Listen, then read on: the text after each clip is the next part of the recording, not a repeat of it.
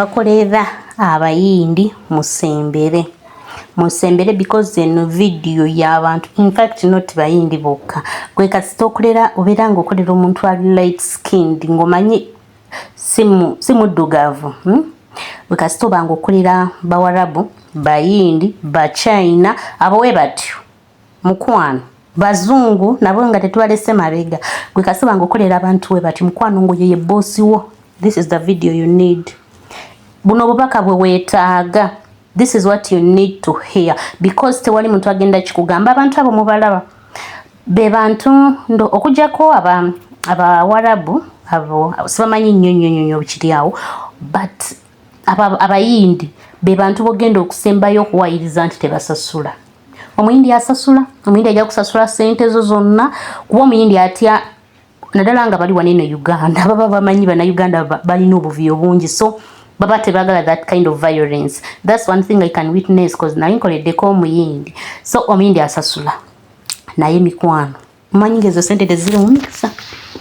Nze siri kwa soogera nti bakunafuya muntu oba something like that, naye nze obakireke naye first of you ngazo okuwulira ku experience ye, nze nange nina eyange gye mbadde njagala obbanyumiza, naye ate saagala bamala mu maanyi, bwe buzibu saagala bamala mu maanyi. Ddala bannaffe abo bali eyo ku kyeyo oba bannaffe abo bakolera Abawarabu, saagala ddala kumala muntu maanyi, naye kyenkusaba kiri kimu, okusabiranga ssente ezo bwe kasita ozikwata wooti. Tewali muyindi agenda kusasula ssente nga talina kyagikoze, oyo taliyo. Naye njagala osooka owulize n'obubaka bunene Pastor Buyungo bwakunyumiza experience ye we yali akola mu bayindi, kati naawe ogatirire eyiyo. Mubadde ku byeyo myaka 10 myaka 2 ne mu renewing zi contracts, naye ng'amazima ekiruubirirwa kye kyakutwala tonnakifuna.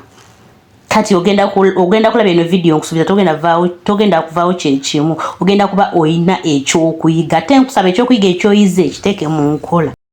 Nze nakolako mu bayindi, abayindi bano we nagenderayo nakati mubalaba balina obunyiikivu bwabwe n'ebintu bye bakola. Nze abayindi be nali nkolamu buli ekiina omusaayi kyonna baali tebakirya, tebalya nnyama, tebalya nkoko, tebalya byennyanja, tebalya biki byonna. Buli ekiina omusaayi bo bakiyitanga kikatonda, katonda wa ekyo kiba kikatonda. Ente baginywangamu mata gokka kwe baakomanga. Kati nze we nabatuukamu nga basinza bwe bityo, ate ffe eri nga gye nava ewaffe eno e Buganda, manyiyo ejjembe lya kifaalu, manyiyo olubaale, ebyaffe nga ndaba biri strong nnyo, ebyabwe nga mbenyooma. Naye omukyalo oli gwe nali nkoleramu, abayindi bwe baba bazimba famire yonna ebeera wamu. Taata ne maama n'abaana bwe bakula babeera mu nnyumba omwo ne bawasa abakazi bagabana bisenge, bonna famire ebeera wamu. Abo be nalimu. Naye baakolanga ebintu. Omukyalo oli waliwo omwami naye ng'omukyala yasinga eddoboozi era n'ebyokusinza kwabwe nga yabikola atya, yabitusinga obitambulizaamu.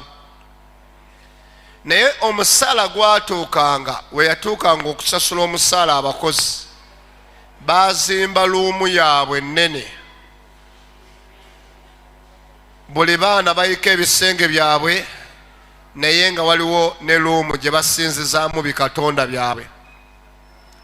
Bikatonda byabwe byalinganga bifaananyi, era nga nze mbinyooma, naye nga babiwa ekitiibwa kyotalabanga. Kama yazwe. Naye omwezi bwe gwatuukanga nga ssente bagenda okusasula ffenna abakozi, nze nali nkola omwo. Baali banjagala. Omuvubuka gwe nasangawo ayina engeri gye yeekyangamu, ne bamugoba n'agenda. Nze nali gatekeeper, ne banzigyayo mpola ne banjigiriza. Era nga bw'omanyi sitaani ayina engeri gy'akwesookamu osobola omuweereza, naye ng'oliko okuyitibwa. banjigiriza ebintu byabwe nenkwata bulungi okuyigiriza kwe banjigiriza nenfuuka omukongozi omukulu kafulu waayo. Kyenkugambira nti nafuuka omukulu waayo mu kubikolamu, naye nze ng'ekintwalayo saagala mbiweereze nti mbitegeera ebyokulya ebyabeerangayo. Nze gwolaba njagala okulya, tonnumyanga enjala muganda wange oba mwannyinaze. Bwe nkukyalira mpa ebyokulya mbigaane buganye nga nzikuse naye nga nkoze ntya. Naye okwo okulya kwali kunsudde mu ttabu gyotalabanga.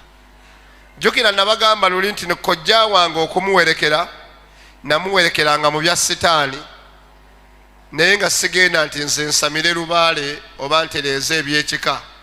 Kulya kwe kwantwalanga. Ennyama y'embuzi gye battanga bwe baatwalangayo saddaaka mu kubyokya bwe bafumba ng'olya. Gw'olaba abantu genda eyo mu ssaba abakolayo balya, bamuwa ekisambi kiramba n'akirya ekyakabuzi. Tekulyako wano nga kugamba kupimirako bwafuwaafu bukyobo kafikamu. Kati ekintu kye nalabayo kati kyentandise okuzuula nti buli ggwanga liyina ensinza gye lisinzaamu ate nga libiweerako saddaaka zaabyo ate ne bikola. Amaanyi gossa mu kintu ekyo. Nali nsomesa ku kye bayita ekyoto. Ekyoto kitandika na muntu omu. Katonda tayagala bantu bangi, ayagala mu omu gw'atandika naye. Oyo gwassaamu okwolesebwa kwe n'abalala ne batambulirako.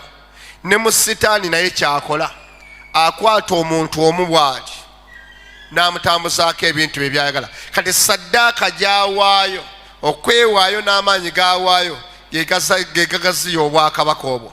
Omuyindi oli buli mwezi bwe gwatuukanga baasasulanga, tebaalumanga muntu yenna, naye nga tebasobola kukuwa ssente nga tebasoose zisuza mu bakatonda baabwe eri.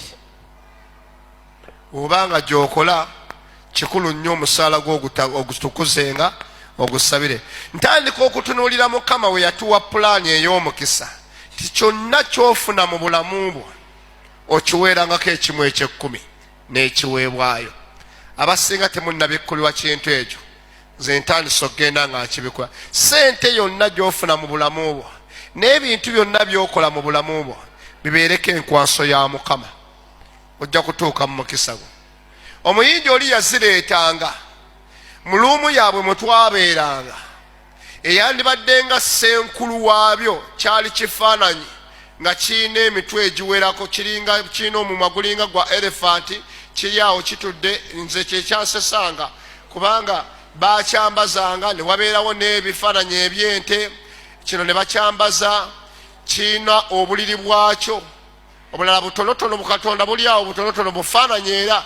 Kati nze nalinga njagala nnyo ebifaananyi bwe biti ebibumbe byansanyusanga, naye nze ng'ebyalinga ebinsanyusa ebinyoomebwa bo bye bakatonda baabwe bye baali basinza. Kubanga nze okukula ewaffe mu kyalo nazannyanga nga nzannyisa mpummumpu zino ez'okukitooke nenfumitamu obuti nenzisimbaawo nga nnyingi nga ziringa zi10 n'empita jjajjalaba ente zange zenguze. Kati bwe natuuka eri ku bufaananyi obwakulanga ente ddala ne bunnyumira, kati obulaba neewaayo nga banjigiriza ne mbikolamu. Naye ekikwewunyisa byaweebwanga ekitiibwa nga bizuukusibwa ne binaazibwa ne bateekawo obumere breakfast, baleeta amenvu, ebikajjo, ebinyeebwa, ebisiike byonna bakatonda ne tubawa ku busowaani ne babitunuulira. Nze nayinanga ekintu kimu, oba mubizize temubyagala, nze nja byeriira. Baali banteereddeko ekintu kimu, bw'otuuka ng'obitaddewo ku ssaawa 4 eyo breakfast yaabwe kuliko n'obugiraasi bw'amata, bw'omala okubijjawo nga mbitwalira, bayina embwa zaabwe, bayina ne kasuku, enkusu, kasuku ezo simanyi kasuku, nga kwembiwa ebiva eno amatanga wambwa, obukajjo n'embuwa bukasuku n'emenvu. Kati nze nafuuka embwa ne kasuku.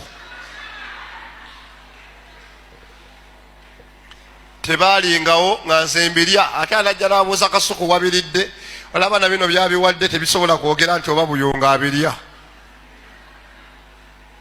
naye kwe nalabira ekintu biri nti bikola baateekangayo ssente ne zisulayo ku makya ne babayita ne babawa ssente naye ne mukolanga ssente nga tukola ssente bazituwa naye nga tolina n'omu gw'oyinza kugamba nti nno ayina kyakozeeko ziyita buyise mu ngalo. we nakizuulira nti ebintu byabwe bino bikola abakozi beetamwanga olw'embeera ne bagenda naye najja naŋŋamba Joseph Irene agenze naye mulindeko agenda kukomawo talina gy'alaga ajja kukomawo. nadda wali n'afukamira mu maaso g'ebifaananyi bye n'anyookeza akabaani n'asaba obusaala bwe aba tannava nayo mu luumu nga Irene akomyewo ku geeti. nze jjukira nze gate keeper n'akubuuza maama akyaliyo nti ye wayi nagenze nnyiize naye njala kumwetondera nsobole okukomawo wano. ne tubeera muli nga tuli tuti. buli ggwanga liriko ebintu bye lisinza naye abakyasinza okuba ab'omutawaana mu kusinza ne saddaaka nga baziweerayo tageti yaabwe ebeera mu yakukwata mikisa gyo ibe nga gikwatiddwa. kati Falaawo gwe twogerako yali tamanyi Katonda niye yayinanga emisota era nze lwaki nkuleetedde obujulizi buno obuweebwemu. nze neebaza Mukama abaana bange batandise okuweereza Katonda naye abaana bange lumu banfuukira ekizibu.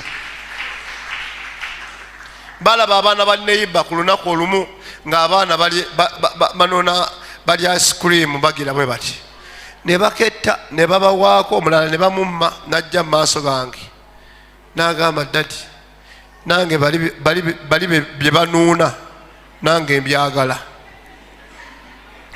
ate bwandagayo nga nze taata waabwe ate nga nange mbyagala.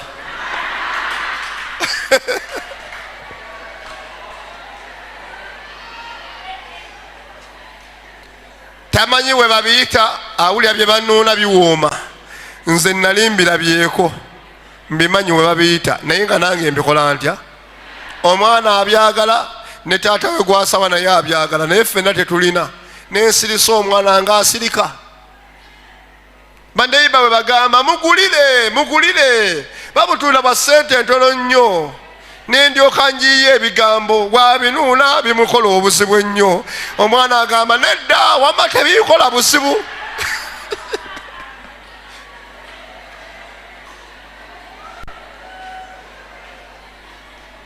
nali nakyawa supamaketi lumu nga netwala nina gwemperekerako agenda mu supamaketi omwana n'alemera kagaali nabagamba dde obugaali obbo bagulira omanyi mu bwavu obw'olubeerera osuubiza busuubiza tebabiraba kati n'akagwako omwana n'alemerawo sikavaako ne basika omwana ateeka bakamusikako agenda koonoona wakamenya sina byensasuza wali otunduzeeko ku mutima ng'ate ofa embeera n'abaana ng'owulira bakutta.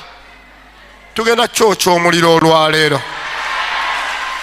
eyo essaala ogenda gikwata mu kkalakata muno oba waliwo omusingi ne saddaaka ze baakuteerako tobeere bwotyo zigenda kukutuka olwaleero. Mukama abeere ng'akusumula kubirako Yesu waffe engalo ez'amaanyi.